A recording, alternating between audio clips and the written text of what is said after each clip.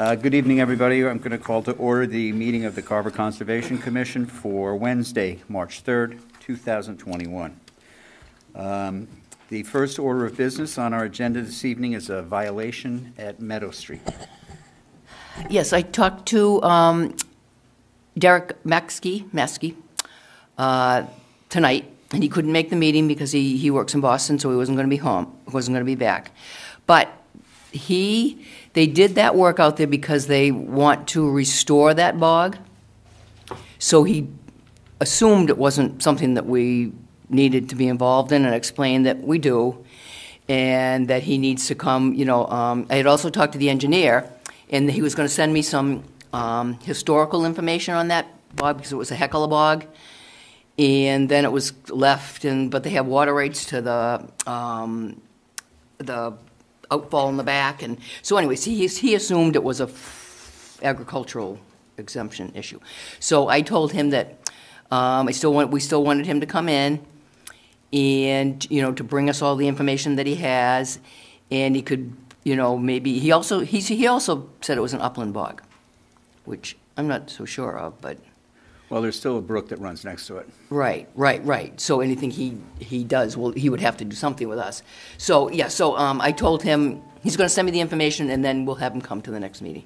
All right, fine. Yeah. Did he happen to mention if the property was still, has a farm plan? It's not even under 61A. Okay. But he said that the prior owner never liked to put land into 61A because he felt like he was taking money away from people. That was okay. Roger Heckler. All right, so he'll tell us when he can come in and talk about it? Yeah, so we'll probably get him to come on the 17th. Okay, very good. Anyone have any other questions of Brooke on that matter? That's the... I think actually, did you want to say anything? Or I know a couple of the neighbors are here. We came, both of us came because...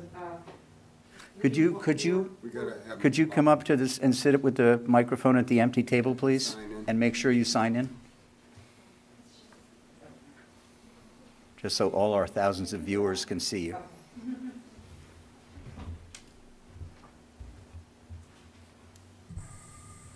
I'm Emily Stile. I live at 185 Meadow Street, which abuts this property. And I have been concerned about the activity on the property because it was our understanding from when the other Hecla property was being developed that this was going to be could only be a bog, and that whoever bought it would need to come before the Conservation Committee in order to move forward. And so when activity began to occur on this property, and we noticed it because it's impossible not to, we contacted Brooke, and we were here to get further informed. All right, well, we all went out and looked at it, and we certainly noticed that there was activity, and as Brooke said, she did contact the property owner, and evidently their intent is to reinvigorate the bog and make it productive again. So from that standpoint, that kind of work obviously is allowed, but he's going to come in and speak to us about exactly what his plans are. Okay, and I think one of my questions will be with regard to water rights, because our understanding was that the water rights cross our property, my property, and so we'll want clarification on that. Yeah. Okay, that would be in the, I would imagine, in the deed that's at the registry, if there are water rights. So okay. I'm sure that this gentleman will come in with that information. Okay. If it's available. Okay. All right? Keep an eye on the agenda, Emily, because that'll be posted. Okay. So then and your understanding is that it will probably be next. Well, it'll be, it'll be a public hearing. Right. Yeah. Okay. The other neighbor, I live at 185 Meadow Street, Lauren Labby. I've been out there during the day when they've been there, so I've actually talked to him and I had the conversation with him about it turning into a bog, but recently they were out there digging again, and from my understanding, they were digging for a perk test. So I guess if they're trying to do it as a bog, why would they be We had perk similar test? questions. I had a lot of questions when we walked that site. Yeah. And, you know, you see for sale signs out there, and you see a fresh road put in, and then you see a fresh road filled in over a culvert so they can drive over it. Yep, So it just makes me question, what's the end game here? yeah. They were digging up a ton of holes the other day when they were there during the day, so. Were they, Invite him were in. they digging the holes in what I guess would be called the contour of the existing bog within the surrounding ditch? Or were they doing it on the upland in the woods? I would say upland in the woods because it was right along the property line. Okay. Close to where both of our properties meet up against it. All right. And then just where the water is for if they are going to do the bog, technically part of the reservoir is on my part of the property. So again, just wanting to get clarity of how that's all going to work, knowing that it's all partially on our land because the houses were built way past when the bog, the bog hasn't been active for a very, very long time, so. Right, well, when we did our site visit, we not only looked at the bog, but we also went back in the woods. I guess it's on the east side of the bog. Yep, And we saw the stakes yep. where it looked like they were going to be house lots. So, I mean. Yeah, they these- dug in there and then they covered it all back up. All right, but we saw that. So these are all questions that we will ask the property Okay. owner when he does finally come in. Okay. All right? And so would we receive letters for that meeting or no? Would that No. come It would just further be down on the road? It'd be on the agenda. It's probably going to be the 17th. Okay, Yep, but it would be on the agenda. We posted on the agenda. okay, Yeah. The only time you receive any notification is if they applied for a variance. okay. Then you'd have to be notified as an abutter. But if it's just in for a hearing, just keep an eye on the website and watch the agenda. Okay, thank you. All right? Thank you. Yep. All right, next up is Cranebrook Restaurant, the culvert operation. I don't know if anybody's here. Oh, Yes, John. they are. There they are. There. What's that there? And, okay, good, yep. And that's Sean Mason.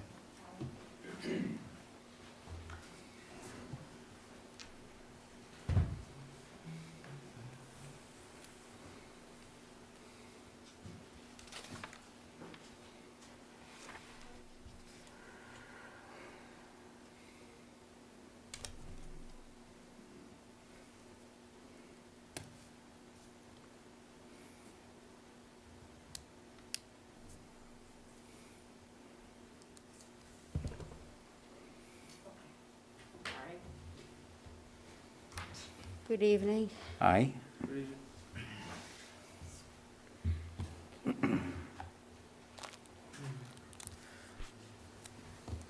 Just like last time we were here, we left off with needing to provide copies of the deed.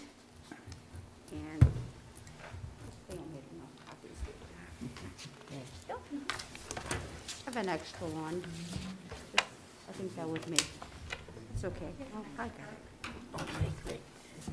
How many you got there, Ellen? I think I got one more. He's got two, three.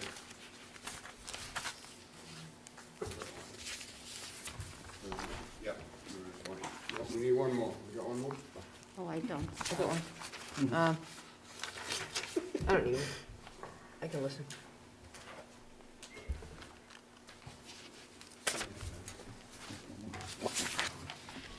Sorry.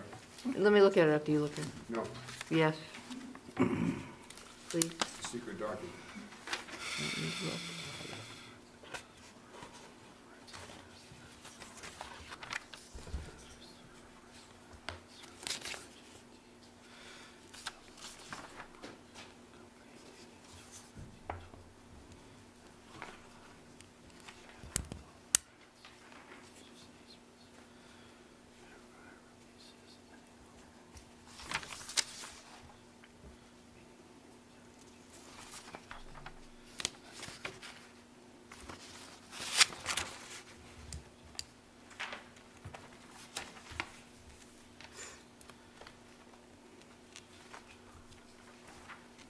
I think as you can see, that deed dates back to 1912. Yes, I actually went and looked at the 1912 Oh, deed. beautiful, thank you. I did go into the registry's records, and I looked at it was handwritten. Oh, that's how old, yeah, It was quite interesting. right.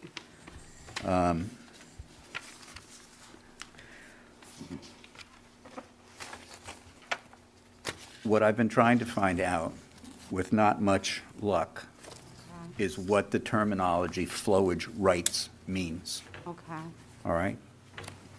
I've not been able to determine, through the people I've spoken to, whether flowage rights means that you are guaranteed to have a water flow, or that you can control that water flow, right, all right? And I'm still looking for that answer. right. And, agree. Yep. There have been other items that have come to the attention of the commission through other citizens who were watching our meeting the last time you were here a month Okay. ago. And one of those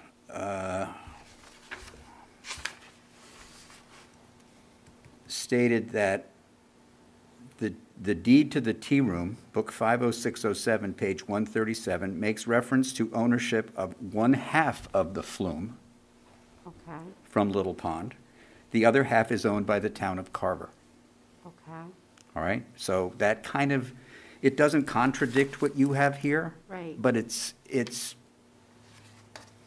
doesn't negate this, but it doesn't prove this either. It Right. sort of is a different animal in and of itself. right, So I think both on our behalf and your behalf, we have to do a little bit more digging and try to find out what the terminology flowage rights means.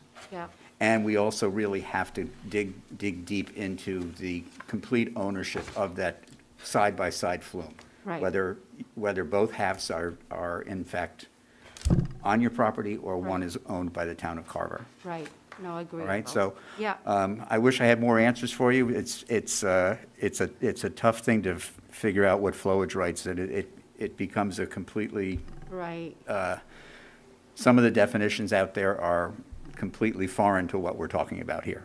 right. So, I did my So research. you're talking about the property line, yeah? From Greenbrook and the property line from the other property. all I'm saying is that a resident sent us a reference to a book and a page in the Registry of Deeds that said that the flume from Little Pond that goes under the street is half owned by the tea room and half owned by the town of Carver. So, Yeah, but obviously, the survey, as soon as they did the survey in the property line, the brook is inside the Greenbrook property. Because the property line pass the brook. How the neighbor has access to that, the property line pass the little brook. well, that Okay. very well may be. Yep. All I'm saying is that someone else found another deed that said that half of it's owned by you and half is owned by the town of Carver. So obviously, we have conflicting information between Right. two deeds, and we've got to dig a little bit further Yep. in order to find out Yeah. exactly what is true. What this flowage means, because, I mentioned that at the last meeting, and I wasn't certain, because I did some research, myself, and I got a different variation of what that meant. So, I think I would appreciate the research, so that all can be at the same page, Right, right. So that's all I know at this point. Are there any other concerns or questions that anybody else on the board has at this point? Council Tom Robbins. Yeah, I think that we're going to need to speak to the town council and have them, their real estate people go in and scour the books and find out everything that they can. And as I said, this other reference to a book and a page came from a citizen. It's not Do you some- mind just repeating what the book and page? Yes, I know I got- it's book 50607, page Okay. 137, Okay, all right? yeah, And what it says is that it makes a reference to ownership to one half of the flume from Little Pond. So you're on Little Pond, and the flume from means downstream, not to. And the other half is owned by the town of Carver as part of the Council on Aging property. Okay, So that's what this resident had sent to us. okay. And it also references a plan. Keep, next sentence, plan, book 19, page 109. Oh, right, yes, this is also clearly shown on a plan recorded in Plan Book 19, page 1093. So that's also in the registry. Okay. And then did that person make a reference in terms of the time frame of that reference? No, he didn't. The timeframe would be in whatever deed is recorded on these Okay. pages, and the map should have a date on it as well. All right, because I'm kind of wondering if it was pre-1912 or post-1912. No, he didn't say, and I didn't look. Okay, All right, so we'll get to the bottom of this. Okay. But we're sort of getting conflicting information, and somewhere, someone out there knows what the real deal Right. is. okay. All right, so we'll see what we can find out, and you can do a little more digging on your behalf. If you look at those Yep. references, maybe We you can will. find out something that we don't know.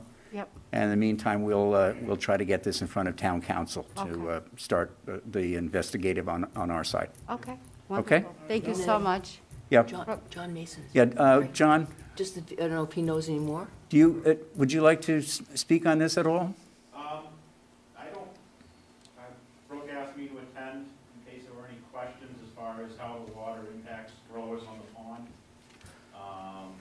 But I really don't have much to say. I don't have any more insight. All I know is how it impacts the growers on the pond and Yeah. kind of how it's been managed over the.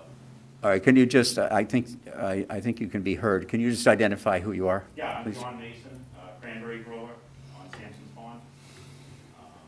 So it was brought to my concern that the flume was clogged up there at the Cranberry tea room with cement and stuff, and I met with Mr. Souza, and he was reasonable, he removed it to an acceptable level, so I no longer have concern over the height of that flume as far as it relates to the cranberry operations on the pond. But I'd like to see a resolution going forward, with some clarification.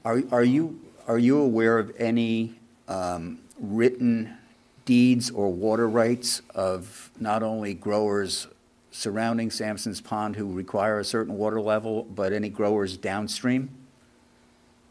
To my knowledge, I believe it's 7 permitted growers on the pond. DEP deeded water rights for agricultural use. All of them on the Sampson's Pond or on Little Pond. And there's one grower downstream who does have water rights, to my knowledge. They do not exercise those. They dug a big reservoir off Cranberry Road, which supports their bog systems, and they've never used the water, since they've had ownership of it from the pond, but they have kept the rights alive. All right, so these permits are administered by the DEP? and Yeah, they're deeded rights that come with the property. Deeded rights Yeah. through the DEP? Yeah, DEP manages them, I believe. It's a great pond, so it comes under Oh, in the Okay. state, yeah. jurisdiction. Are you aware of that, Brooke? Well, and, a Great Pond would be, managed by the state. Are you so aware, though, that they Yeah, is it like manage the deeds? water withdrawal permits? Is that? Well, we have that too. Oh, okay. This is different. This is the rights to the water for the farm. Oh, okay. On top of that, we do also have to have DEP water permits or Right. registrations, depending on the size. Right. All right, can you provide Brooke with any kind of reference number with the DEP or a department where Brooke could go and look for these? Jim McLaughlin, Oh, okay, yep. he's been the only one that I've dealt with. I bought the property from my parents. I dealt with him when I did the transfer, and that's really the only personal interaction I've had with them. Everything else has just been renewal notices and fees that I pay to maintain my Of course. water rights. All right, Brooke, do you know? Mr. Yeah, McLaughlin? I know Jim, I think, yeah. All right, so you Yeah. can make a call and try to find out Yeah. from that end what kind of What kind water of permits rights and deeds stuff, yeah. are existing. Uh, Well, know, the pond does have a benchmark. And in the old days, when the mill was in use at the Cranberry Tea Room, it was my understanding, the growers were allowed to take water from the pond down to a certain benchmark. The sluiceway between the big pond and the little pond, I'm told, is not now, but at one point, the floor of that flume was 2 feet lower than the benchmark. And the Cranebrook building then, when the mill was in operation, had water rights above and beyond what the Cranberry Brook was in. They were allowed to take the water down below the benchmark. They were allowed to trickle it in there, was my understanding, to keep the mill in operation. So, I mean, this summer was, my father had the property since the mid-70s. And believe it or not, this last summer was not the lowest he's ever seen Sampson's Pond. It was about 4 inches from the lowest he's ever seen it. And at its lowest point this summer, it still exceeded the benchmark height. It did. It did. Okay. Yeah, by 6 inches, I was told. All right. Can I, nice to meet you, by the way. Yeah, I know nice to we've meet been in touch. So Mr. Chairman, the only concern I have is in terms of the 7 permitted, cranberry growers.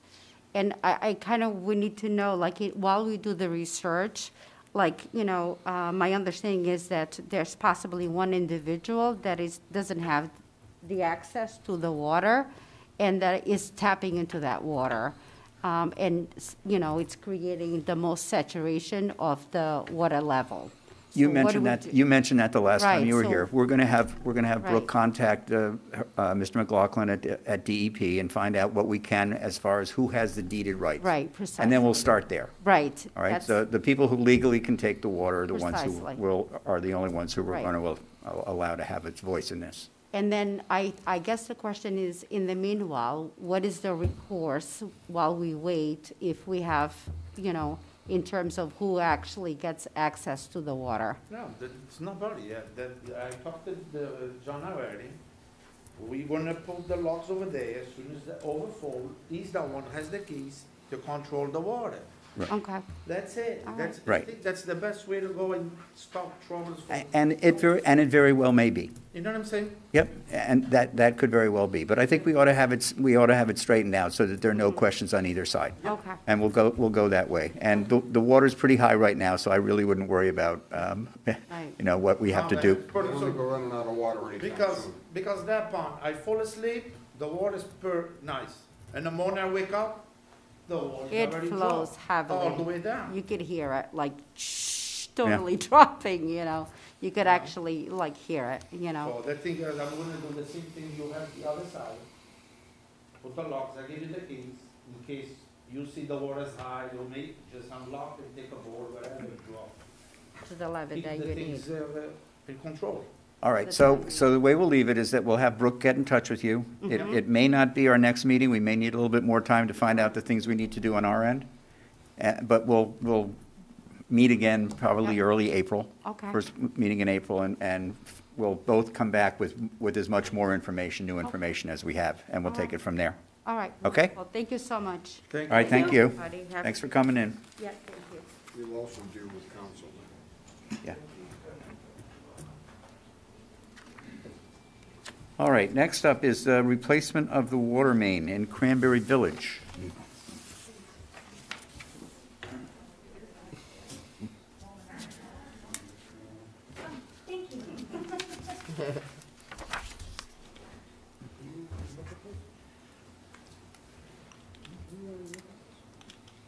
That was South Meadow. That was the, Wow. what was the one last week? It was similar. Huh? Wasn't the one last week similar to the replacement of, wasn't it? Robert Sims, I'm a project manager with Tate and Howard Engineers, 111 Fowler Road, Northbridge, Mass, for the record, so get used to it wherever I go, so. So we're here, we had sent some information to Brooke about replacing the water main, about 15,000 feet of water main in the Cranberry Village area. It's all the work we're going to do for the most part is, except for one connecting piece, is in the paved road already. And Brooke had instructed us to come and ask questions about the projects and make a, brief presentation to see if we needed to file an NOI or an RDA, or if we could go with just the fact that it's a replacement and a maintenance work as opposed to, new construction. We have two small areas where we'll be, one is a cross-country run that's not in the buffer zone, but it's kind of close, within 5 or 10 feet. And then there's another where we're crossing the culvert on, that's Patriot Ridge coming off Kennedy. But other than that, the remaining part of the work is all, in the road and not in any kind of buffer zone of a resource area, so. All right, do we have a plan or something just to? We have a couple of maps here. Okay. Is that culvert new construction you're gonna be using in there? No, it's an So existing everything culvert is that's- existing? Yeah, everything's existing. I would think it's just planning board, wouldn't it be? Well, our bylaw allows for repair and replacement, Yeah. but I'd just like to see where it is. I don't think it's planning board. Huh? What? It's all planning board, I don't think that, This is 2 sheets, but Okay. they'll show it. I don't even know planning board gets involved in that, do they? It's a yeah, replacement. maybe not, maybe just more than a building permit. Have you filed downstairs? Have they told you you needed to come up here, or? No, we just came up here because we knew we were going to, we knew there was a couple of areas where we might be in the buffer zone, so we thought we'd go up here first. Yeah. I don't know if you need to go to planning or not. sorry? Do you need to go to planning board, do you know? I don't need to go to planning. No, It's it's- repair and no. replacement. I don't think It's so. like an overgrown maintenance project. Right. So this is the part, there's a cross-country piece that connects back across Okay, this way, and where, this is the buffer zone shown here. Yes. where It's in the outside- road. You can It's in the see roadway, the so. water main, existing water main comes down and goes in between the two houses. yeah, So we're outside of it there, and then there's a culvert in here that will be crossing. okay, And, and then the other part, out on one end, it looks like it might have either been snow storage or, maybe a little retention area. I don't know if they added that piece on the end, the last few units. So there's a little area there. that's wet, But- okay. I mean, one of the things we would certainly, even though we wouldn't be doing a technical filing,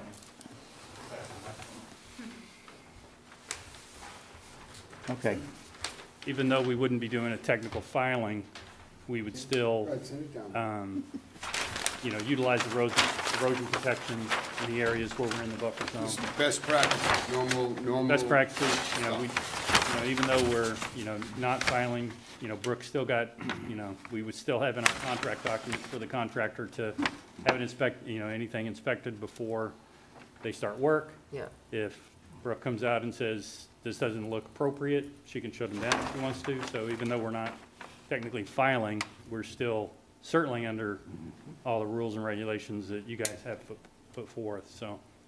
I think it's a building permit and a plumbing. yeah, I, Board of I Health, mean, it's, it may- and typically, Board of Health. oh, may not, yeah, and typically, even if there are wetlands involved, the replacement of a water main in the middle of the road is not, Yeah, I mean, you right. can, sometimes they do file notices of intent for that, but it's typically not a significant. Best practices, silt socks where you think you need it. Right. and- yeah, no, I mean, our bylaws state that repair and replacement of Right. existing infrastructure is Yeah. allowable. Right. So, Yeah. I don't see. I think it's just simple permits downstairs. Yeah, I guess we do, yeah, would it be a plumbing permit? I mean, the contractor will have to file for a road opening permit and, everything that they have to do, any Right. standard stuff for that. So Yeah. that'll all be put onto them, but. Right, I don't think you need any committee approval, I don't think it even knows to go to planning. Right, so we wanted to come here just, Yeah, Okay, because it's, So I just- we I- wanted to hear that from you, not make that supposition. Well- Yeah. ourselves, so. okay, well, thank you for I think you'd have that. to come here if you were trying to do brand-new construction, if there was wells on this property and you were suddenly putting in a main water line. Right. Now it's fresh, then that might have something, some purview, but I think if it's just routine replacement, this is maintenance. yeah. Yes, And it if is. And if it's in the middle of the other interesting road. part is, one of the reasons they want to do this, we did a little study for them. And based on what normal use is, they have a lot of leaks, they have a lot of breaks. We're anticipating maybe a 50% reduction in their water use, so Wow. the well that's down on Federal Road may get a little bit of a break, you know, Yeah. if it's only pumping half as much water, so. Oh, All right, well, that's good. Do we have to vote, or we just? I don't think so. I don't think so. No. I don't think I just anything wanted, yeah. convenient, So I think it can be just, All right. thanks for the Yeah. notice and. Yeah, Yeah, we'll keep Brooke in the loop as we go along. I mean, Okay. currently, we're hoping to get everything finalized and start construction in the spring. We've got 240 days in our contract, so, all right. May 1st to September 30th, something like that. All right, Our boring showed that it's, no rock, no ledge, a lot of sand, no water. So the construction should go, pretty quick. oh, good. Jim, Peg, Dan, any concerns, any questions? Necessary work. Okay. Yep. All right, I think we're good here. Okay, great. You have our blessing. Thank you. Yeah, Yeah, thank well, you. keep me posted. Go ahead, thank you for coming in, thank you Yeah, it's a for, pleasure, pleasure to be here, Thank you. I pull up and I'm like, I think I've been here before. all right. Thank you. We will look at the minutes later. Thank you. Thank you, good luck. Thanks. Yeah. Believe me, we'd have loved to charge you 10 grand for a permit, but we don't think we need to. All right, new hearings. 0 Plymouth Street, amending the ORAD, NRAD DEP 126-602. Hammond Street, Federal Road. Notice is hereby given in accordance with the Massachusetts Wetlands Protection Act, MGL, Chapter 131, Section 40, and the Carver Wetlands Protection Bylaw, that a public hearing will be held at 7:30 PM on Wednesday, March 3rd. Is it 7:30? Yes, we are. Yeah. We're good. 2021 in Meeting Room 1 at the Carver Town Hall to hear the notice of intent submitted by Eversource Energy Incorporated. Oh, no. Oh, wait a minute. It's the wrong one. No, the amended one is first. The ANRAD is the first one, you're into a different. You should be 0 Plymouth Street. The public hearing notice for 0 Plymouth? Oh, okay. There is no other wording with the zero. Oh, okay, No. sorry. It's only an amended NRED. There is Oh, no wording. okay, so, all right, so let's But- go. but it was 0 not- Plymouth Street. No, it looked like there was, It did look like it was continued. it looked like there was something more missing. But it was advertised, so you need to read the public hearing. Okay, 0 Plymouth Street. Okay, shoot. I just like reading stuff out loud. Thank you, Mr. Chairman. For the record, Sarah Stearns with Beals and Thomas, and with me tonight is the landowner of the subject property, Eric Weston. We were before the commission last summer with an ANRAD for this property at 0 Plymouth Street. These are existing cranberry bogs. If the commission recalls, an ORAD was issued for this site in July of 2020. Since that time, a couple of very minor items have come up that we'd like to take this opportunity through this amended process to update or correct. So I've submitted a very brief filing, unlike my usual ones, which are bound, but this was just stapled. So really, all we're requesting this evening is to include a small corner of one of the existing bogs adjacent to what has been deemed upland bogs. It's about 1/10 of an acre. There's a plan that's included in your submissions that shows in red the area in question.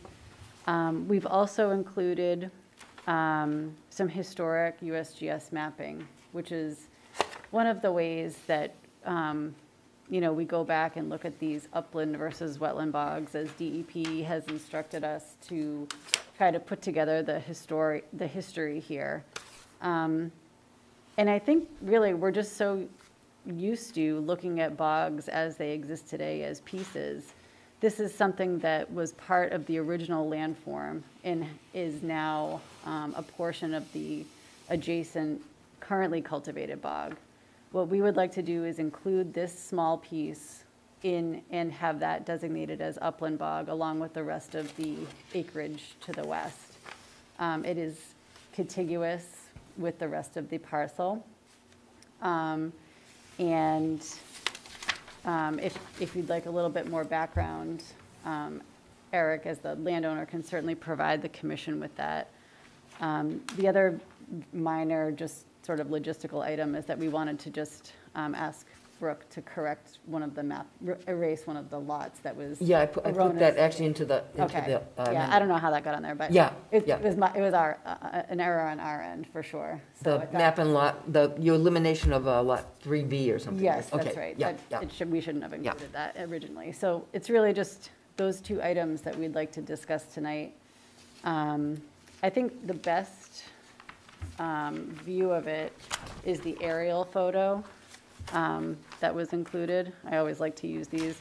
And it shows the, I don't know if did I give you that? No, I didn't give you that. No, we Oh, only okay. have, we only Well, have 2 pages here. I can walk it around. Yeah. It will just I remind have you one. maybe of the site, and then we've highlighted the area that we're talking about.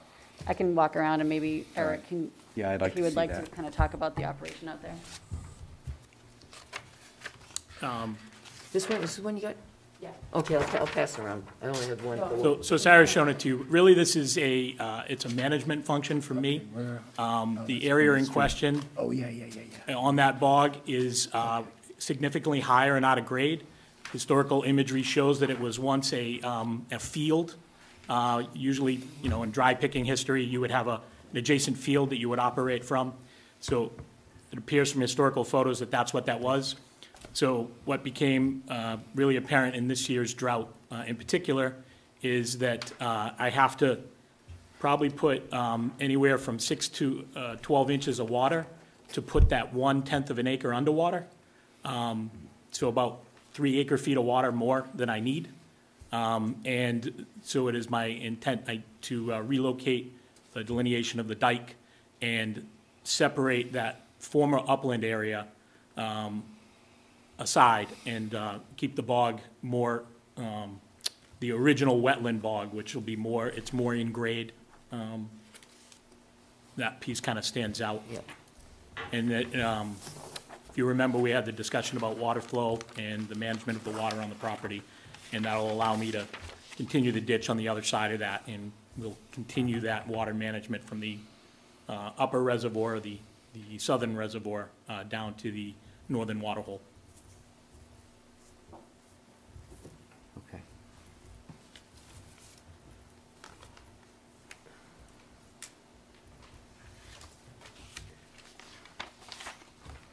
All right. I don't have any, Yeah. any questions on I mean, this. if you remember when we went out for the, the site visit for the ANRAD, it was very obvious the way that there was the change, that the upland bogs were the way they were, and so it was. Yeah, the water was lower than the pump. Right, Yeah, I right. remember that.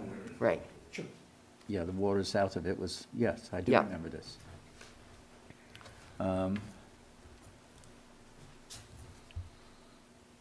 So I have, I don't have any questions regarding this. Does anybody on the board have any questions for Sarah? The audience member, may.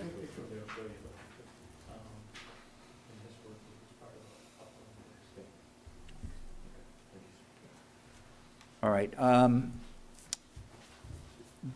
there any residents who are here and would like to speak to this issue at all? I was just here, it's Paul Kelly. Yeah, hi, Paul. I was just here to find out information about it because I am a butter. Yeah. I don't know whether to be overly concerned or not. I trust what he's telling me. So thank you. All right. So I guess I will, if no one has any other issues or questions, I'll, Motion to close the hearing for 0 Plymouth Street, the amended ORAD, NRA DEP 126602. second that. All right, it's been moved and seconded to close the hearing on DEP 126602. All those in favor say aye. Aye. Any opposed? Hearing none, 5-0. Make a motion to approve the amended ORAD for 0 Plymouth Street and NRAD DEP 126602 as exhibited on the drawing dated 2/17/2021. Second, Peg seconds, all right. It's been moved and seconded to approve the amended ORAD 126602. All those in favor say aye. Aye. Any opposed? Hearing none, it's approved unanimously. All right, I think we're all set. May, Mr. Chairman, when we sign off on this, it's been brought to attention downstairs that we should start signing, every member of the board should sign any one of the documents that has the map on it. So that our signature is on a drawing that was approved by this board, Okay, What's that? so that no one can come in All right. later on and change it a little bit and say, well, this is what you guys approved. okay, This is coming to light on another issue. okay, fine. What happened, what did you say now? Yeah, tell Brooke, 'cause so Brooke can, What has been suggested that we do from here on out, and it's, I guess somewhere along the line it's required. That's why I made reference to the date on this Yeah. document. We're all gonna initial this document. Oh, okay, This becomes part of the permit, okay.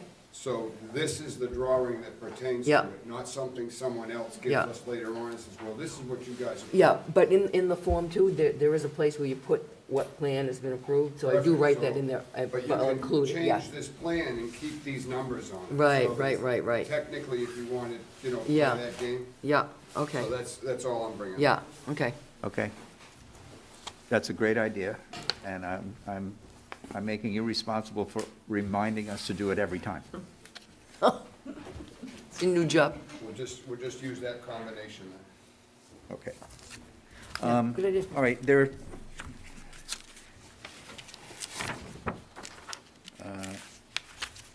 didn't I see the drawing in here?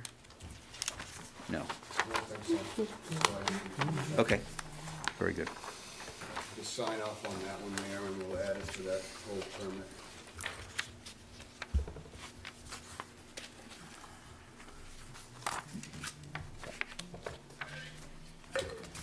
Then the file contains exactly what we saw that we said okay to. All right, so now the meeting is caught up to me. It has. Now you can read that whole thing all over again. I can. Luckily, I only got halfway through it. Hammond Street, Federal Road, NOI DEP. We not have a number yet? Or, No number yet. no, you haven't, I okay. didn't get one.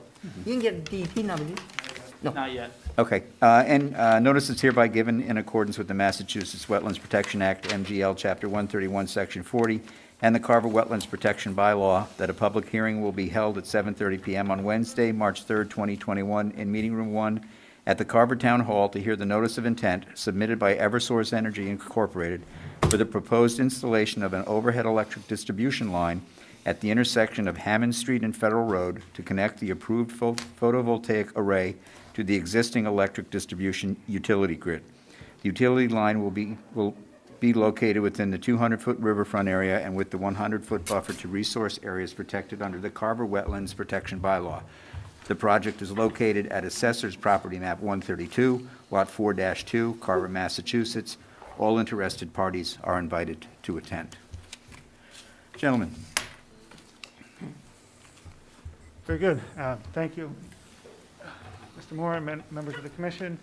Good evening. My name is Chris Van Arsen. I'm with AECOM Environment. Can you hear me okay? You're welcome to take that down if it's more comfortable for you. Yeah, if you're comfortable without the mask, you can do that, and you can move the microphone a Or little just closer. speak up a little louder. Sure thing. Thank you.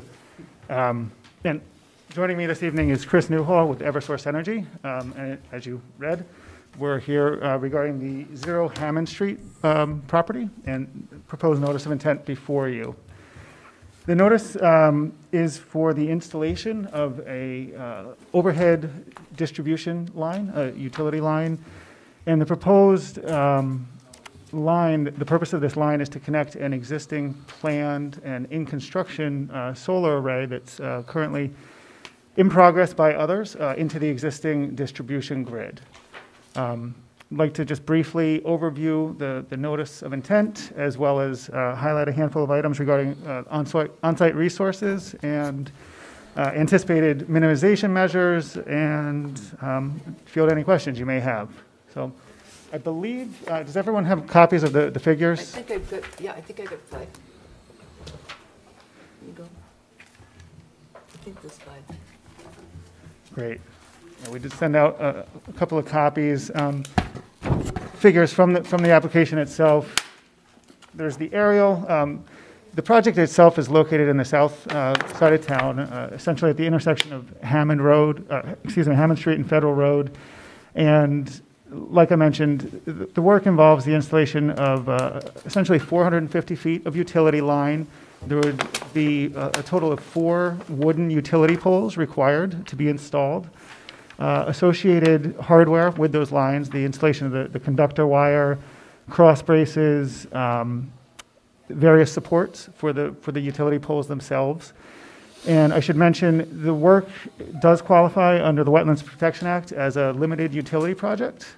So provided acceptable by the commission, we would be requesting an order of conditions for the proposed activities. And the application also details our request for a variance under the Carver bylaw regarding erection of structures within the 65-foot review area. So essentially, the work involves placement of these 4 structures. The table in the top right of the ortho figure, if you have that one, that really details the anticipated impacts, both within the wetland areas, and resource areas, which are rather minimal, and then the associated buffer zones as well. So as you can see from the table and the figure, there's 1 watercourse at the site, a tributary to Smalley Bogs. There is 1 bordering vegetated wetland, forested wetland on either side of that. And then further south on this figure, there's the 100-year floodplain that's located south of Hammond Road. Hammond Road runs sort of diagonally across this figure with Federal Road over on the right-hand side. All the proposed work activities would be conducted north of Hammond Street, and so not within that floodplain area itself. So a little more about the proposed work activities. The Hammond Road kind of has 2 spurs to it. All the work would be along that northern spur. The sequence of events essentially involves having surveyors come in, mark out utility, the locations for the poles, having a wetland ecologist, ensuring that the resources on site are clearly delineated so work crews could avoid them. Next would be clearing by hand so that sedimentation erosion controls could be installed. The next step would essentially involve tree clearing. So clearing is required, limited clearing just to ensure the safe operation of these lines once they're in place. And then the erection of the poles. So the poles would go in. There's a utility truck that would traverse along Hammond Street, auger in, drill in the shaft for the pole itself, place the pole using the articulating arm. The soil would be tamped down, associated hardware would be installed on the poles, and then the wires would be strung. Any supports on the poles themselves would then be placed. So there's a couple of poles in the middle, P2 and P3, or I should call them 427, 2 and 3. Those have push braces associated with them. Essentially there's the vertical pole itself, and then kind of the angled support pole that's coming off of that. Structure 4 has the helical anchor, so the crews would just screw that anchor in, and again, essentially that's the only fill that would be placed in wetlands, that 0.25 square foot associated with that anchor itself, screwing that in. And the reason for selection of the anchor there is just the overhead line takes a turn to the south to connect to the wires coming off of the facility, the new solar facility. And just based on the engineering of that, so it needs the guy wire supports there. Trying to think what other items I can offer up, or if there are any questions from the commission, happy to take those as well. You're going to maintain that cleared area on those trees when you cut, so you can see what's going on in that whole line? Correct, yeah. Correct. It's not necessarily clearing for like line of sight or anything like that, but it's clearing to maintain no tall structures. Right, so you're going to also maintain the growth as it comes back in, you'll trim and so forth and so on, and you're going to strip all that out of there and put down gravel? Nope, we would just get in there by hand. We would clear, any shrubs or anything like that, just right at the ground surface. They would be allowed to come back Just maintain. And then they'd be maintained. And then anything that's capable of growing 12 feet or larger would be maintained, you know, in perpetuity at 12 feet or less. Okay. The point was you weren't gonna strip it out of there and put something in there that would have a wide path of barren land, that was my. Correct, So yes. And I thought This that will was, be- I thought what you're saying is exactly what you were gonna do, I just wanted to make sure that that was clear. Yes, this will be natural. We will have, there's several, you know, trees, you know, kind of along that edge. They will need to come down. That'll be done with, you know, bucket trucks. So Right. somebody goes up, limbs up the tree, and then they'll drop that, the trunk basically on the ground, remove that out. You're gonna chip any of that stuff on site and throw it into the woods, or is it all going out of there? So that is up to our contractor. You know, they may bring a chipper. We can direct them to basically spray any chips into upland areas, obviously not into the wetlands. Right, that's why I'm saying. All right, well, 4 of us were out there today, and we didn't see any, or I didn't see any, I don't think the others did either, any issue with this. It's pretty cut and dried what it is, where you're going to put this and why it's needed. And you know, the road's pretty well established, and it looks like the poles are going to be fairly close to the road itself, other than the angled supports on those two, Well, but that's fine. I think the poles were staked the last time that I was out there, which was, I think in January, so Okay. I don't know if they're still there. I mean, there's trucks that are coming in and out of some of the bogs, so it's possible. Right, well, we had the They plan may with have this. gotten knocked down, yeah. Yeah, we had the plan with this, and the river's very, I mean, the river's very easy to see, and everything else, it's very plain, it's very visible when you're out there looking at the overhead where you are and where things are going, so that was fine. Jim, you were there today? Yes, I was there. Okay, and. Didn't make contact with you, but I was. I know that. Do you have any, No. any concerns? Peg, you were there today as well? Looks fine. All right. Dan, were you there when we went out? No, but I've been out there. Okay, all right. Any, I just had one question regarding the tree clearing. Is there going to be any part in which there'll be some replacement of, it looks, I know you have to have a certain buffer with the power lines and everything, but you were saying that there's going to be some natural.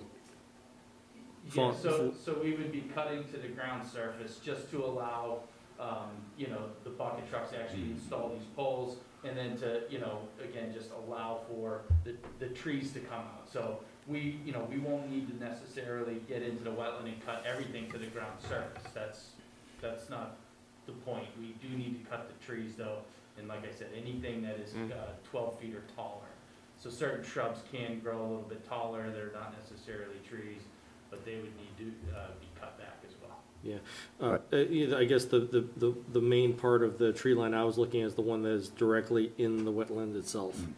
Yeah, so right there, I did not count out how many trees would need to come out there. There is one pine tree that's right on, like, basically the edge, right on the wetland boundary. That pine tree will need to come down, and there are probably some smaller maples in there as well. No, for safety reasons, I get why you have to cut that. I guess I was concerned about heavy equipment coming in there to do the work. No, so we would do that with bucket trucks operating from the roadway.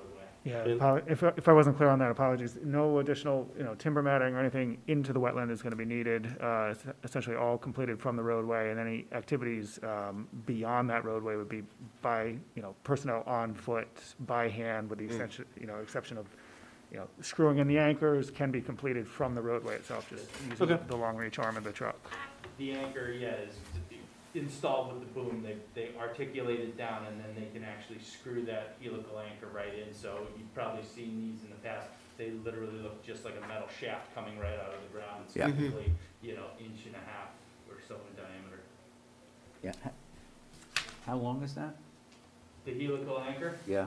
They will go in until they can connect multiple screws up, multiple anchors up. So they go in until they start to get a certain amount of resistance It may be Okay. specified on our Yeah, details here, but yeah, they usually go till it starts to actually bend, twist the shaft, and then they know that. Okay, there was more curiosity than anything else, because I know you don't want it to pull out. Like I said, it all depends on the slow bearing strength, they can link up multiple angles. Oh, okay, all right, that's a good system, okay. Several feet in length, and they need to get in for those. Yeah. screws, essentially. Some of the mushy areas in Carver goes in 40, 50 feet. Yeah, I know, that's what yeah. I don't know that they go that far, but they may have to do 2 or 3 years. Yeah. No, that's, Another you know, I was section looking of at that. I was looking at the drawing and just thinking, how, you know, what if it's all mud? How does that stay in It there doesn't go all mud for very long. All mud stops at some point? sooner than you think. Well, yeah. Yeah, I mean, one of them's, well, no, that one's, that's up on this, where it makes the turn. So that's the one that's going into the wetlands itself. So Yeah. it could be a little wetter than others, but I think even in the wetlands, once you go down there's not much more. 10 feet or so, I think you're into some dry, solid. You could be. You're surprised what's down there. It's Clay. Clay, Clay, That's how it's able to which is hold the water. perfect for anchoring a telephone pole, yes. you know? Yeah, it's not great for building a house. Maybe even a dinosaur bone, who knows? Yeah. All right, is there anyone in, I don't know. Yes, sir. Well, I don't actually know what you're gonna ask, so I should wait before I raise my hand, but I assume you're asking anybody from the public. Yes, yes. Okay, you never finished, so. Yeah, oh, well, I saw you put your hand up, and I mean, you're the only one here, I didn't know what you were here for. Sure, Would you yeah. be so kind as to sign in?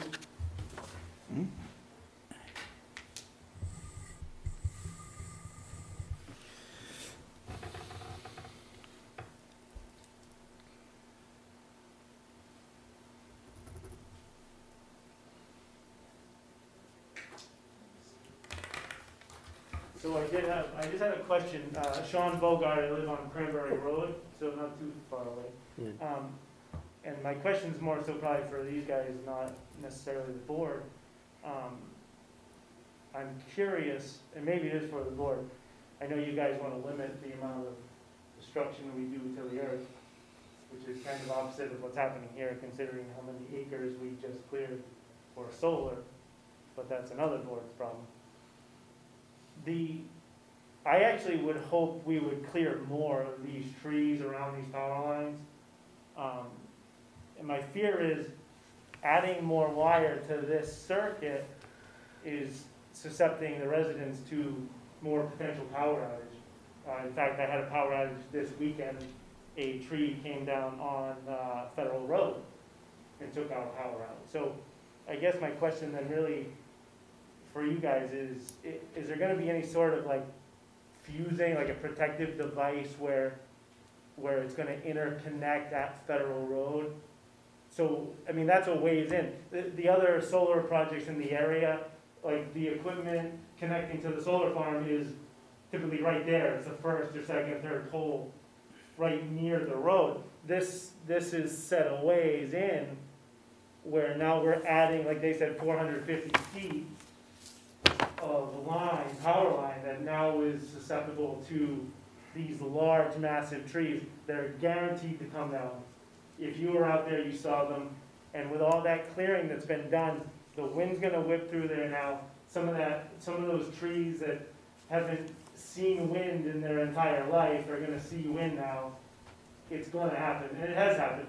And like I said, just this weekend, a tree came down on Federal Road and took our power out. So I guess it's a two-part question, but would be maybe could we actually clear a little bit more, or to you guys, what kind of fusing is going to be there to protect me from losing my power again and again?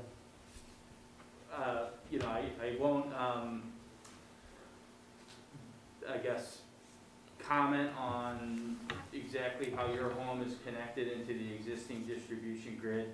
This line will connect up to the power that's coming from the solar array through a couple different poles that are going to be installed on the existing property that's being developed for the solar farm. That power that's developed on the solar farm now feeds through this line to the existing grid. So where you see at this location here at Federal Road, there are gonna be wires that tie in from this pole to the existing grid, and it's, you know, how exactly they do it is, it can be done multiple different ways, but they can quite honestly just clamp two wires together and that completes the circuit. Now, whether or not that's going to affect your property's ability to maintain power during storm outages, I can't comment on that. All I can say is that this will connect power into the grid such that if there was a failure elsewhere in the grid, this could be back feeding the grid to prevent power outages, so that. I think you're missing what his question is. If Well, I and may, there's Sean. redundancy, I guess. I think what he's asking you is, let's pretend for a moment that a tree in the middle of this area here falls down at 1 o'clock in the morning and takes the wires out. What happens to the rest of that whole street? Well, again, That's where he's there coming. may be power outages if a tree falls here, but there are redundancies in the grid such that they can isolate those areas to the extent that they can. You know, Eversource is constantly upgrading our systems and putting in those types of measures such that they can shut power off going from one way and bring it back in the other way, such that we're isolating the number of outages to minimize them. Again, I think, you know, it's very specific how you get your power, because everybody's a little bit different on how they connect into the grid and how those redundancies are set up, so I can't necessarily comment on that. But Eversource is just constantly updating that to try to minimize the outages and the time that people are out. Right, and that's great, and yeah, it doesn't tend to be out too long. But I guarantee my power comes from that section of Federal Road. The tree that came down was right there up the street. And I guess my greater question is, at that interconnection that you said you could just put a piece of wire, if you put a fuse instead, like you would see other places where it turns and goes down a road, and you will typically see a set of fuses. My question is, are there going to be a set of fuses there, or is it going to be just wire, like you're saying? Because a fuse there would protect me and the rest of the circuit if something happened towards the solar farm. The solar farm is not the only source of power. No, and I understand that. I have a good knowledge of, like. Well, you might as well tell him that he's a lieutenant on the fire department, so he knows exactly what he's talking about down in that neck of the woods. So I have a great understanding. And, yeah, so, and my other understanding is also that Eversource does not use this power from the solar companies during outage situations to generate the power onto the grid. So, like, let's say you had, my understanding is if you had a catastrophic failure at your substation, let's say, you're not using that power to get power to my house if your circuit has been damaged. So, and regardless, my point still remains. If you add 450 feet of wire, and let's go to the next step. And we hear this all the time when there's major outages, everybody screams, let's put it underground. Well, I think that's a great situation to put this underground. There's all these other solar sites that are going in, including Cranberry Road, there's one, and it's going to be, I drive by it every day, actually, they just set poles, and it's going to be overhead for 4 poles when it connects to the circuit, and then it's going to go down, and it's going to be underground for, looks like half a mile into the bog. So it can be done. Is there a reason why we couldn't do this underground to eliminate that susceptibility to these trees that are inevitably going to fall? Well, I think there are two things that you have to be aware of in their presentation. They're going to cut a swath and maintain the height of 12 feet, which will be well under their wires. So, you know, they've been doing this a long time, Sure, and, well, and, it's not the trees underneath the wires I'm worried about, it's the giganto trees that are above the wires that are more than 10 feet away. These trees fall all the time. They do a great job clearing. They have cleared Cranberry Road recently. It's great. But the power has still gone out when this massive tree that's on someone's property, because it's 20 feet in, has come down and it takes the circuit out. So I'm just saying, we're adding, and not necessarily you, this board, but the town is adding more and more of these solar sites. And my opinion is we're adding more susceptibility to more power outages that we already seem to experience a lot in this town.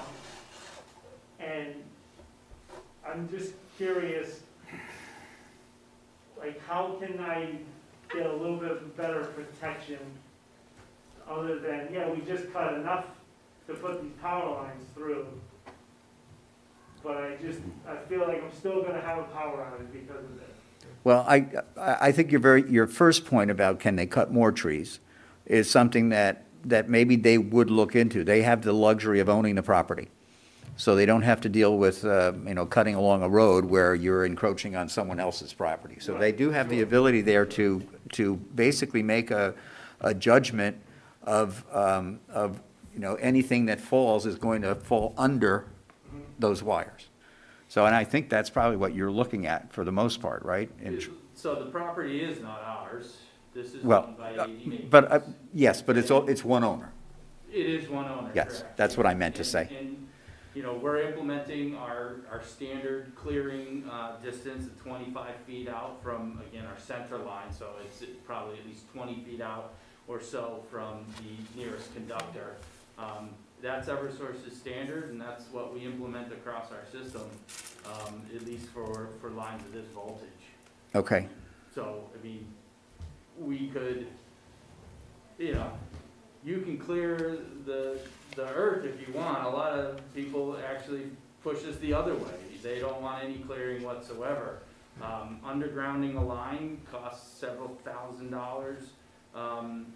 Per linear foot, it's, almost 5 times more expensive than installing overhead wires.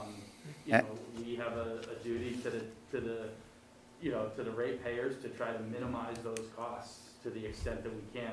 Now, obviously, when there's major issues with reliability, we have to look at things like increased costs to ensure reliability, but, this really doesn't rise to that level that we would have to underground this section. Right, and the reason you're here is because it's wetlands. So, it would be much more destructive. In truth, trying to underground under that stream Yeah. would be a much more complex construction project than installing an overhead wire over the top of it. Yeah. It would be much more involved.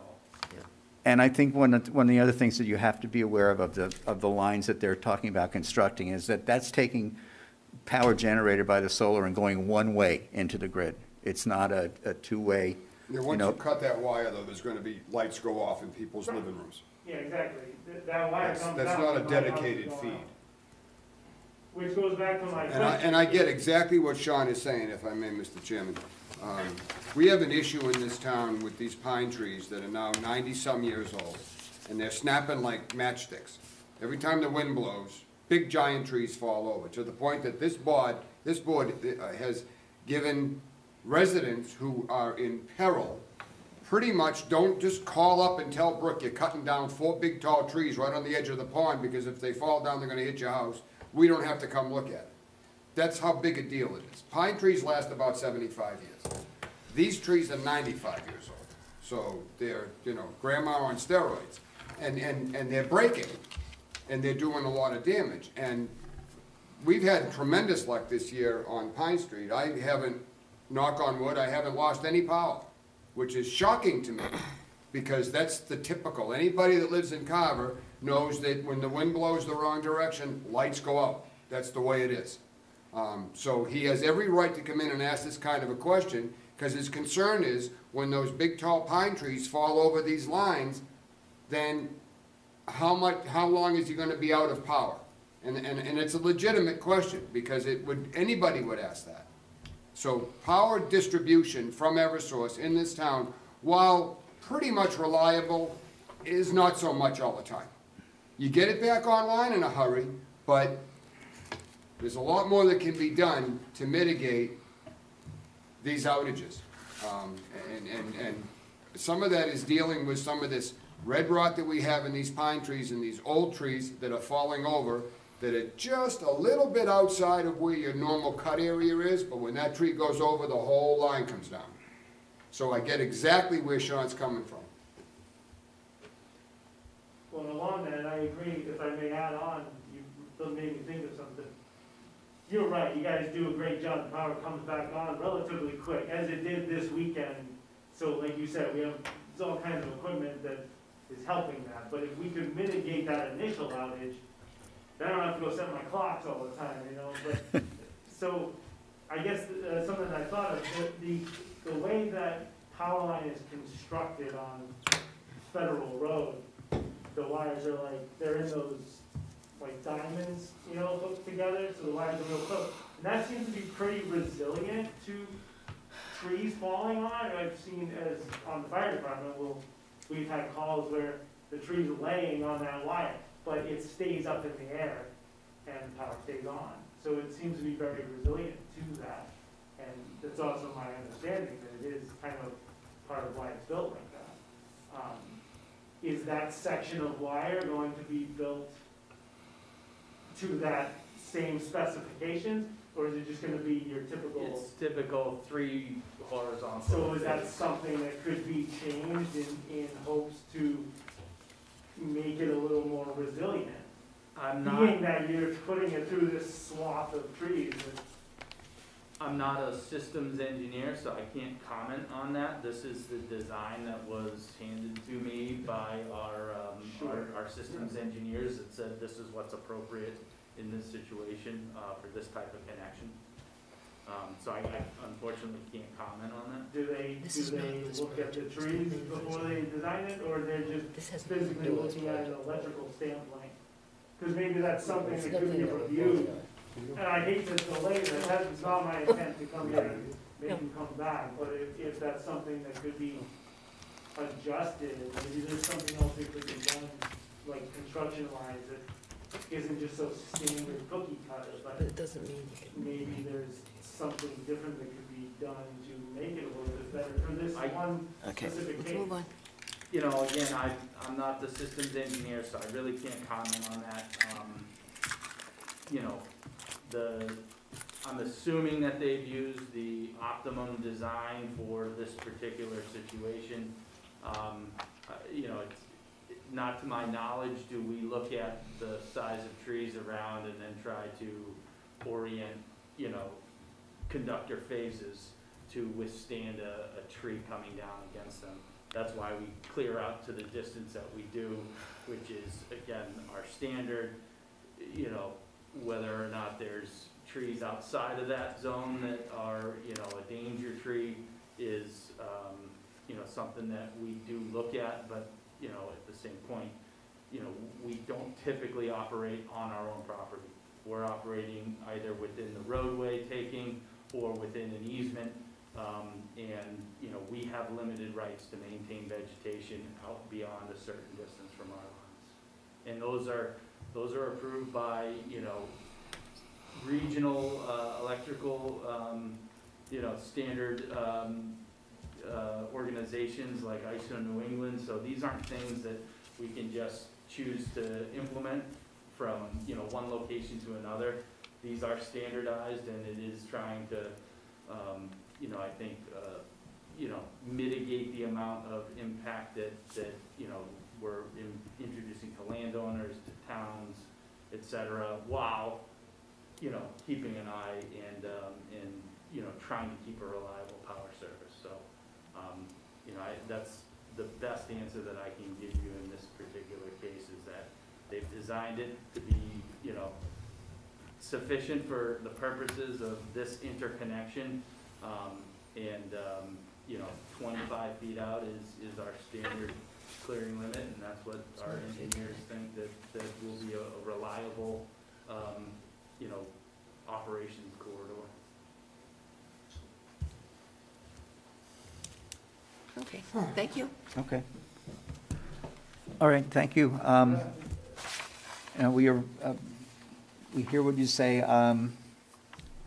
I don't feel as that we can ask You can't, Eversource to do more than they normally do. you can't. So it's not in our purview.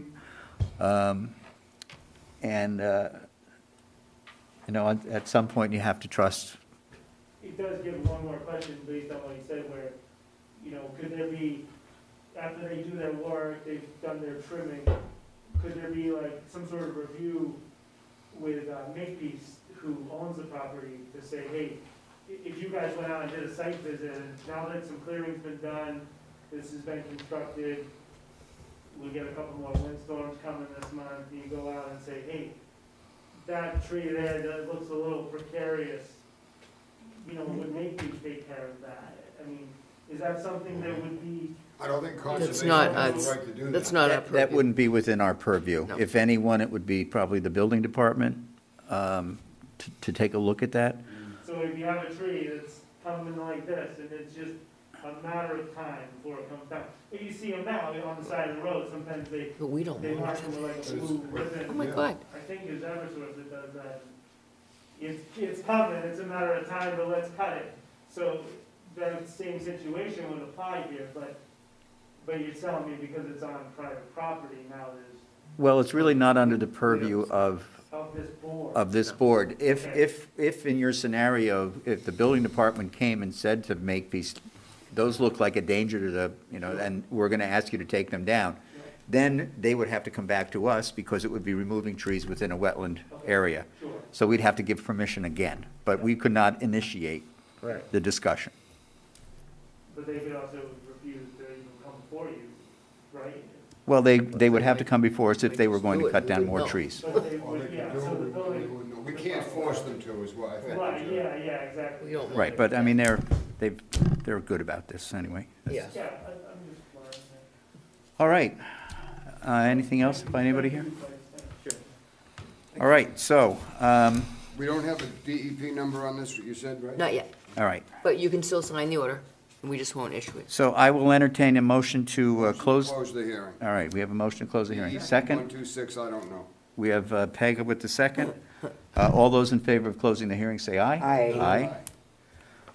All right, Make a motion, we approve the NOI for Hammond Street Federal Road Project, DEP E126 to be determined, all right, do we have a as second? drawn on the drawing provided, dated 2/21. February 21, 2021. Second? Second. Peg, okay. We have a motion and a second to approve the NOI for Hammond Street, DEP SE, or E126- to come. All those in favor say aye. Aye. And now we need a motion to grant the Variance. variance with the order of conditions. Make a motion, we grant the variance for Hammond Street Federal Road Project, NOI DEP E126 to be determined. A second? Based on the plan dated February 21, 2021, as drawn with the following conditions. I didn't put any real special conditions. I mean, Standard operating Yeah. practices, silt Yeah. socks, all that stuff. yeah, Yeah, I mean, there's, nothing out of the ordinary. no, they're I doing just a had lot. just the point I had made about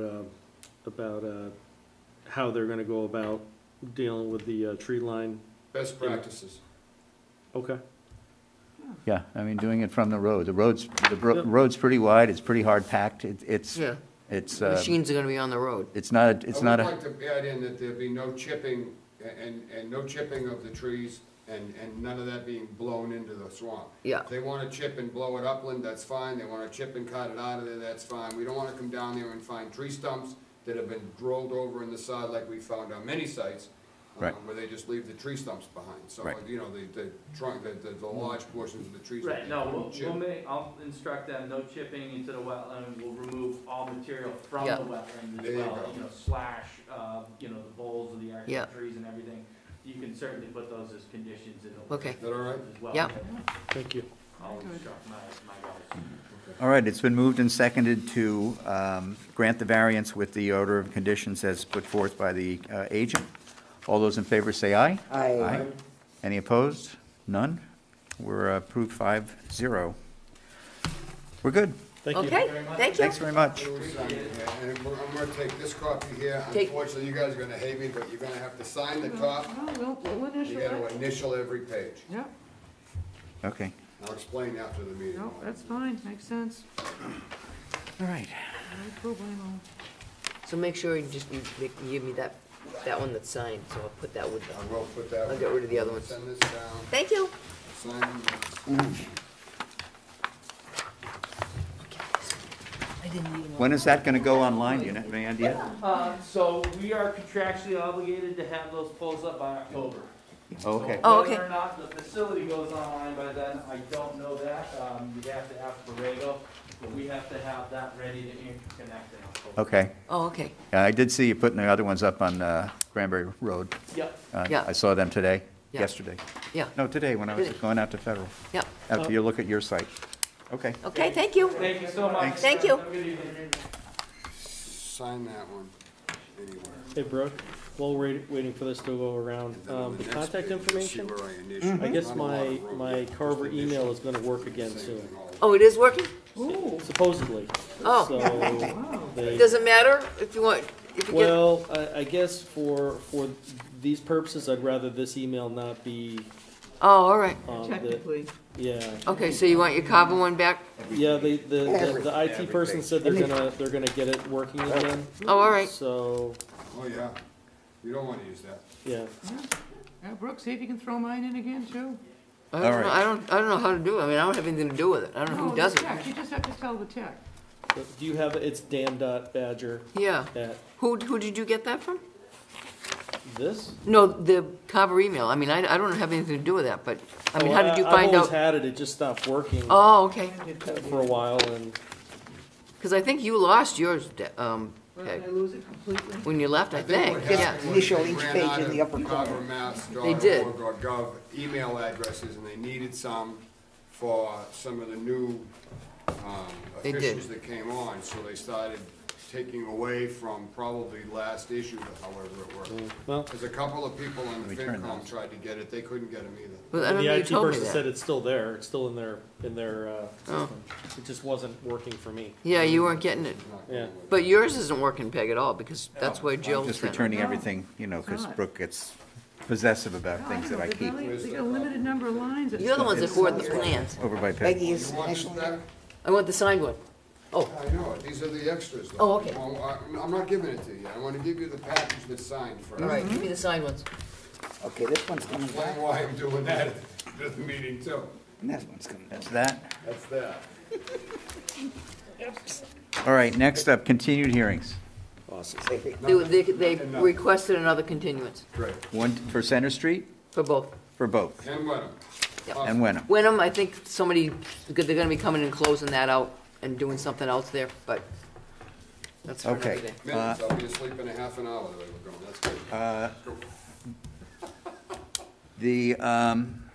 The last order of business, and it's not on the agenda because it just happened last night, is that I presented our bylaw change to the Board of Selectmen last night, and they had some minor changes before they would put it to a vote.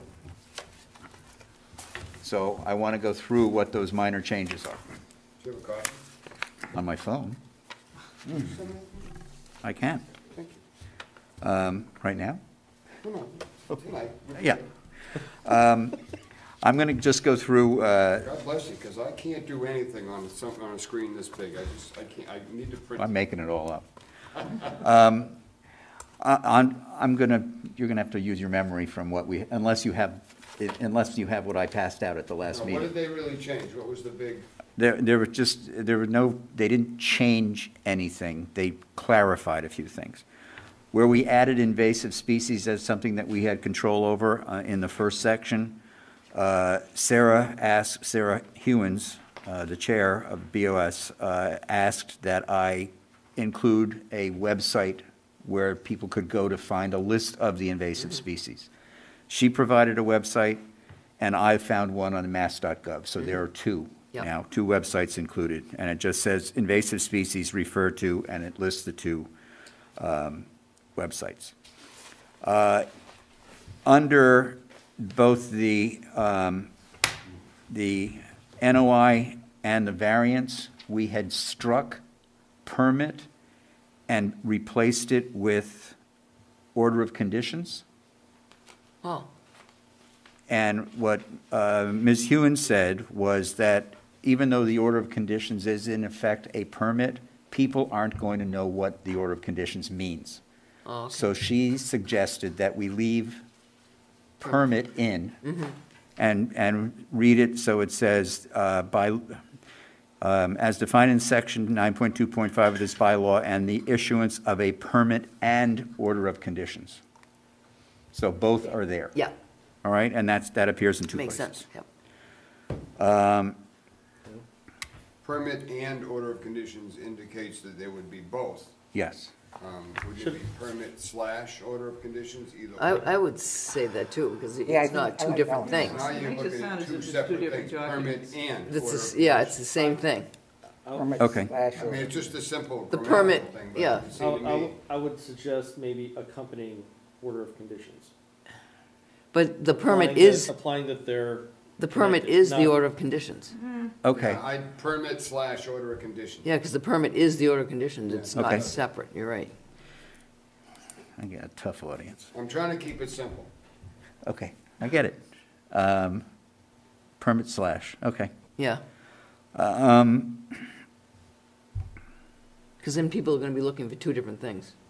If you- It was suggested on the article, on the point about the dwelling on a cranberry bog, what we had proposed was unless the residents and the bog are on the same parcel of land under singular ownership and will remain as such in perpetuity, that that on the same parcel of land be eliminated. Be eliminated? Huh? Yeah, so that it reads, unless the residents and the bog are under singular ownership, because it could be two lots. But that defeats the whole purpose of what we're trying to do with that. The whole purpose of giving them the break is because it's on one lot. But then if someone owned a bog and wanted to, and owned the lot next door, that would force them to combine both in order to build a house. Yeah?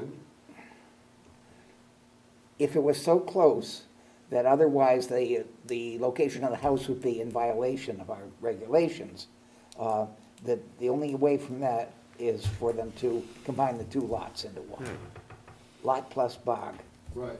house lot plus. And the only time that applies is when the house is within 100 feet Well, of the that may bog. also be the only way you get the square footage to build the house. Right. You're gonna get lot size. I think the way it's proposed in our bylaw is just the way it ought to be. I think you start breaking up into the same owner, and theoretically, there could be 6 lots that combine in that little neck of the woods that they wanna build in, that would encompass 6, 5, 4 lots. Depends on where the intersecting lines are. I think the way it is right now is the simplest way to have it, and if there's a special circumstance, we deal with the special circumstance. Well, excuse me, the following part of that sentence, and will remain as such in perpetuity, remains. So, So why change it? Why change any of it? well, what Sarah brought up was the fact that there are people who own a bog, and they have the property right next door to it, Because that's 61A and the house is not. Go ahead. or it's unbuilt property, there's no house there yet, but they may want to build a house there without moving that property into 61A. And build it closer than our bylaws allow. Oh, okay. So this would enable them to do it, but those two properties, the residence property and the bog property, would remain under singular ownership in perpetuity. Oh, okay. Yeah, So, In that same scenario, there's still nothing stopping them with it being worded this way for combining them two lots, coming back before this committee and saying, this is what I want to do.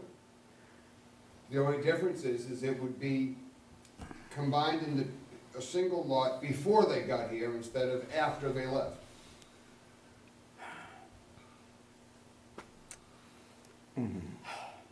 But the main issue is the house and the bog.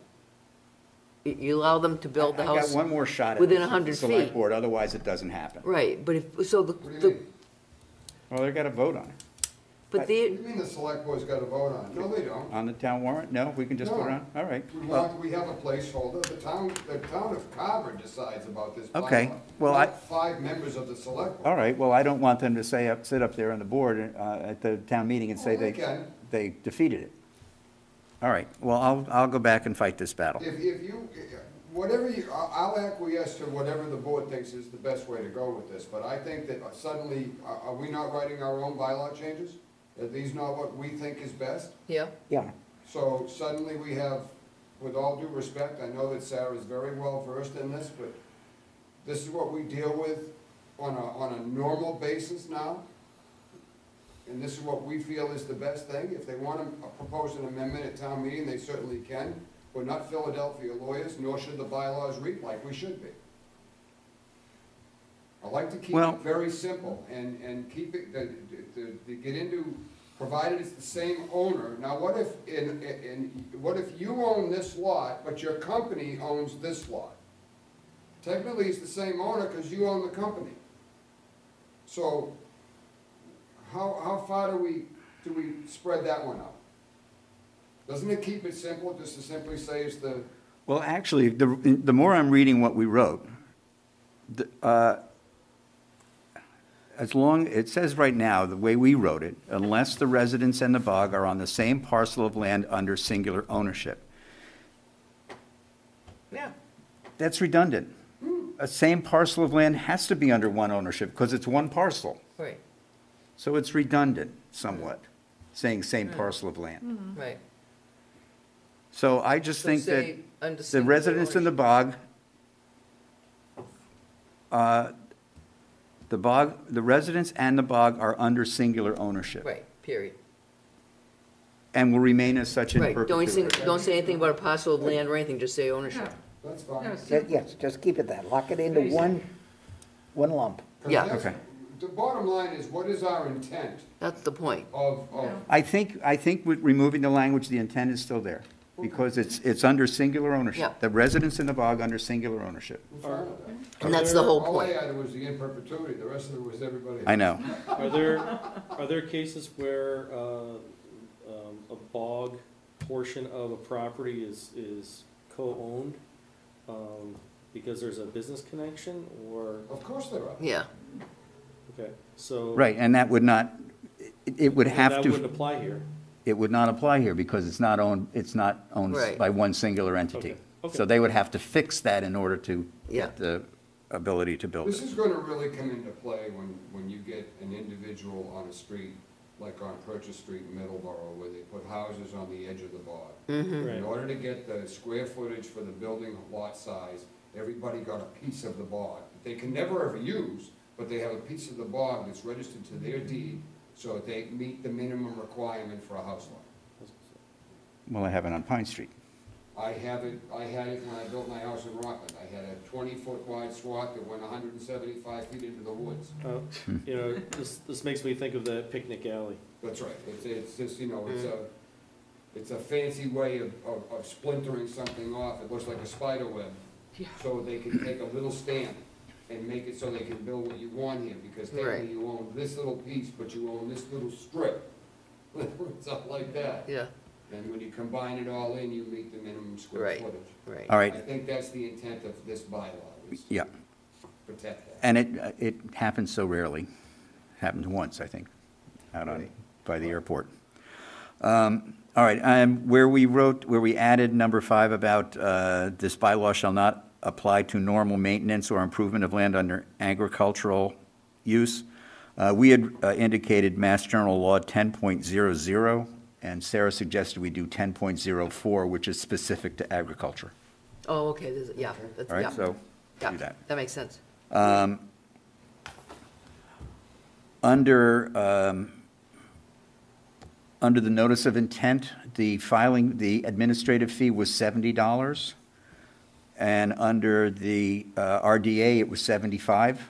So we changed the NOI to 75 because we figured that the administration fee would be the same for each. All right. No other changes there. There were, under plans, 9.2.3 plans, Brooke had supplied a checklist of things that needed to be supplied as part of people's presentation to us. Among the things were the color coding of the 6,500 floodplain, et cetera. All of the other items on that list were already included in our bylaws. So by including the checklist along with our current bylaws, it was duplicitous. Right. So what I did instead was I took that section that indicated how the color coding should be, and I added it to the site plan instructions so that it's there, but there's not a separate checklist. Right. Because all the other 13 items on that checklist were already here. Right. So now everything that's on the checklist is included in the complete verbiage of the bylaw. So we're covered, and we don't have an additional appendix. Yeah, that makes sense. Okay?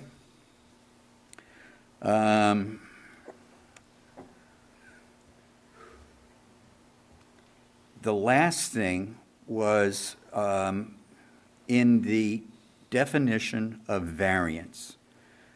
The language that was that we had